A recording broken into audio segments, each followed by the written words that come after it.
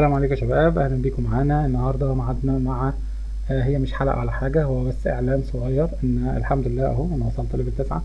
عرفت اجيب ال 13 تشامبيون اللي هم ال 11 التشامبيون ال 450 والاثنين المجانيين، لان طبعا في واحد مجاني جارين ب 450 تريستانا.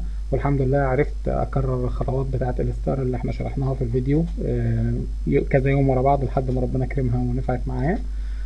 بقى عندنا اهم 13 تشامبيون. عندنا أليستر وآني وآش جارين وكايل، ماستر يي ونونو بوبي وريز وسيفر وسوراكا تريستانا ووروك. بصراحة أنا شخصيا مش عايز أنا اللي أقرر نبدأ نعمل مين، أنا عايزكم انتوا اللي تقرروا. إن شاء الله هستنى تعليقاتكم تحت الفيديو. كل واحد يقول مين التشامبيون اللي هو عايزه، وبسرعة كده مش هاخد أكتر من دقيقة إن شاء الله.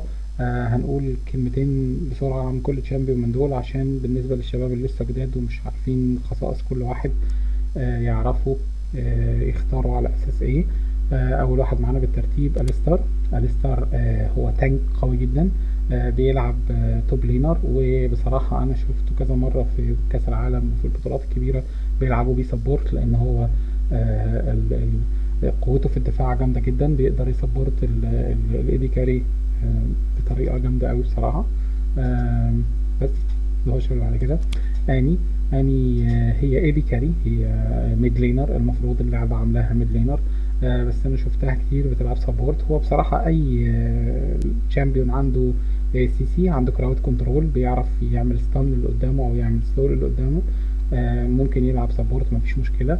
يعني بتلعب ايدي كاري او سبورت.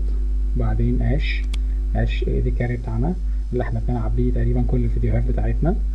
مش هتكلم عليه كتير عشان احنا تقريبا عاملينه في كل الفيديوهات تقريبا. ندخل بعد كده في جارين توب لينر وتانك، من الناس اللي عندها قدرة على الهجوم وفي نفس الوقت دفاعه قوي جدا. من الناس اللي لو هو فيد، لو معاه البيلد بتاعه محدش بيعرف يموته تقريبا، محتاج الخمسة يتلموا عليه عشان يعرفوا يموته. وبس ده جارين. ندخل في كايل.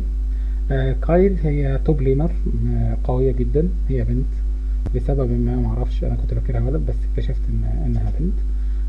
المهم انها هي المفروض فايتر، بس في نفس الوقت بتلعب سبورت عادي جدا، ومن السبورت الكويسين جدا. لو هنعمل طبعا الفيديو بتاعها هنشرح الاثنين ان شاء الله، مش هنشرح الايه الفايتر بس او اللي هو التوب لينر بس يعني.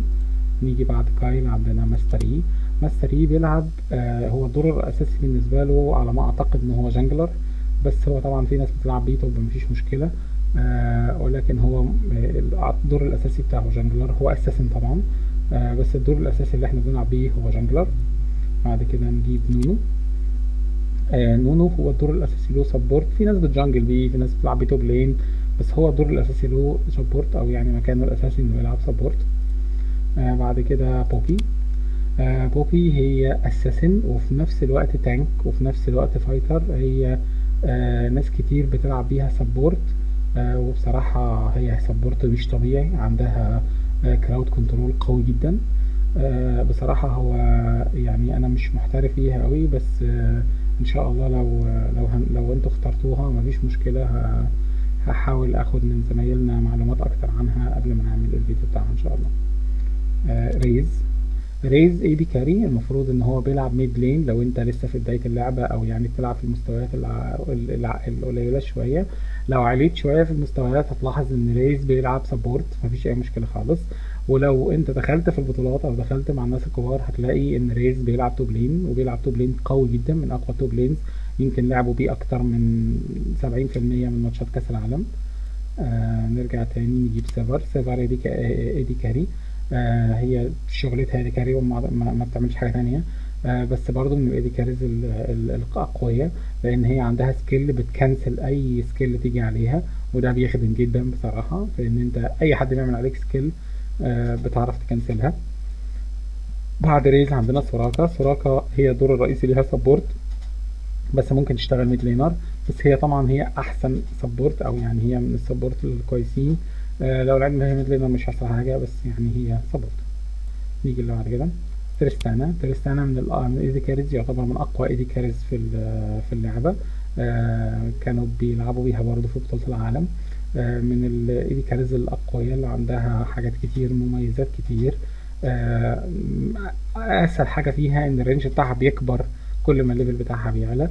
فانت لما تلاقي نفسك وصلت لليفل 18 بتلاقي انها الرينج بتاعها ابعد من كل الشامبيونز اللي موجودين في اللعبة. تمام. اخر واحد معانا وورويك. هو تانك وفي نفس الوقت فايتر، بيلعب جانجلر وبيلعب توب لين. الاتنين بيشتغلوا معاه مفيش مشكلة، بس انا اعتقد ان هو الدور الاساسي له ان هو جانجلر. ودول ال 13 تشامبيون اللي موجودين معايا دلوقتي. انا هعمل وقت كده زي مدة زمنية هحددها على الصفحة ان شاء الله. هنستنى كل واحد يكتب الكومنت بتاعه بالتشامبيون اللي هو عايزه على الصفحة بتاعتنا تحت الفيديو. وان شاء الله يعني ممكن نديها يومين مثلا، وبعد يومين هنشوف مين اعلى تشامبيون اخد اصوات، ونبدأ نعمل له الفيديو بتاعه عن التفاصيل بتاعته، البيلد بتاعه، الستارتنج ايتمز، بينزل فين، بيتلعب بيه ازاي، ايه الكومبوهات والسكيلات بتاعته. وان شاء الله تكون الفيديوهات بتاعتنا يعني تعجبكم ان شاء الله. والسلام عليكم.